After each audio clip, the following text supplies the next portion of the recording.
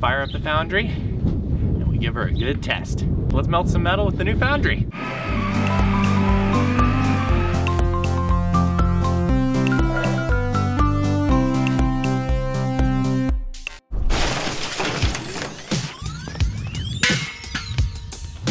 I like this longer hose. I think it's safer to use too.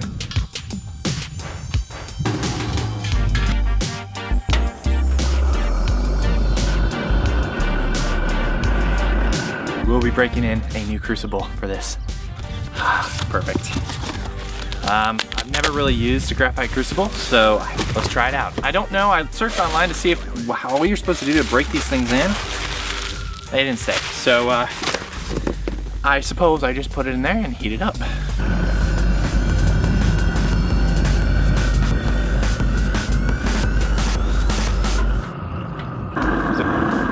There it is. I'm not gonna get the camera too close. A little concerned, there's a lot of heat coming out the top of this. Very exciting. Gotta put this back on.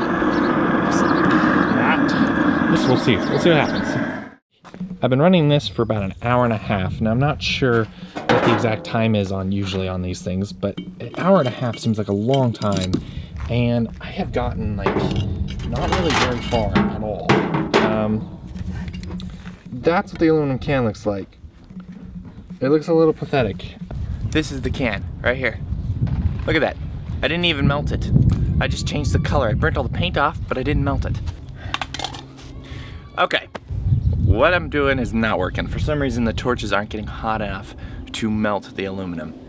I think my issue is I'm not getting enough propane. I've gotten comments about this thing here being a problem, and you actually need to get rid of it to actually get a good flow going. As I looked online at other foundries, pre-built foundries that you could purchase, found a foundry that has 2 torches, so I looked at the pictures to try to see if I could find the hose that they were using.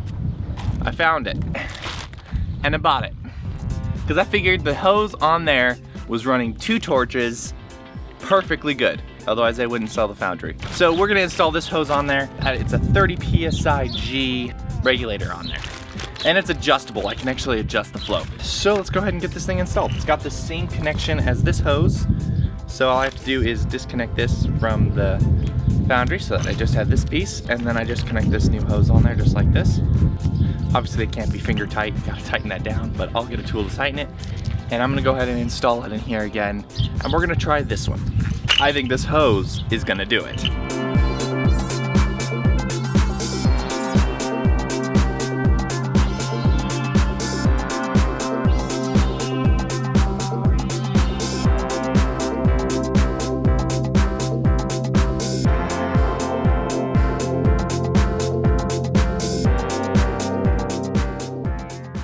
I'm thinking we're not getting enough oxygen in there.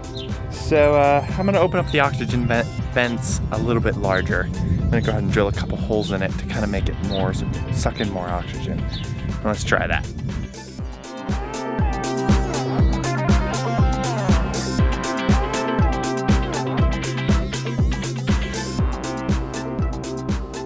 So I've adjusted the airflow intake side. There's one other thing I haven't been looking at here. I've adjusted the air to allow more air to come in, but there's also a nozzle size inside the torch itself that allows the propane to exit.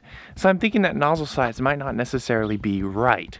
So I did some research to see what's good nozzle size, and it seems like for the size pipe I have, it's like 0.6 of a millimeter, something like that. That's the right nozzle size. So I drilled that in there, so we'll see if that works now.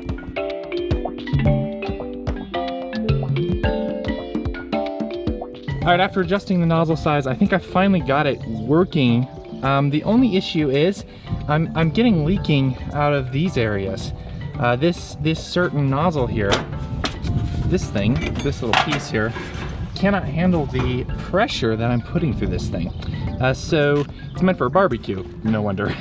So what I'm gonna do is take this out and pack JB Weld in there and put it all back together and just leave these set where they are. Made by JB Weld there, just like that. You don't really notice much of a difference, but these two are sealed. Sweet. After all this, I think that it will work, but you never know until you try. So now it's time to melt some cans and to really give this thing a good test. Also, I received a beautiful tip on you gotta smash the cans first before you put them in there. You'll get a lot less like slag, so to speak, because aluminum oxidizes when you put aluminum in there. It will oxidize, and so when you have a full can, there's more surface area for it to oxidize with. So smashing them is actually better. Let's get melting.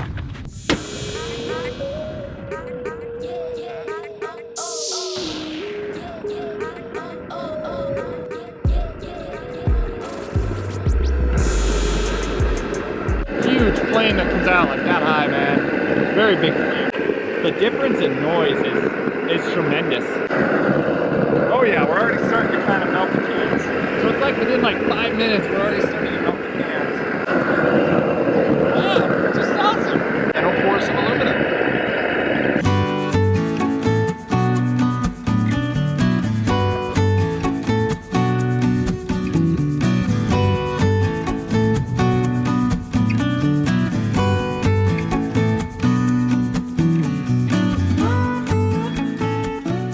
That's how many cans we have left. Awesome, awesome, possum. This foundry is actually successful. I ended up not even using this. So this is like completely useless. I put this in though, and I think eventually I will use it, and I'll play with it to kind of make it more efficient. So I can use less propane for more heat. They melted metal, so I think it's done. I think this project is finished. Boom, bada boom, boom, bada bang. Sweet. Really starting to like this type of foundry. Thanks for watching. We'll see you next week. Bye.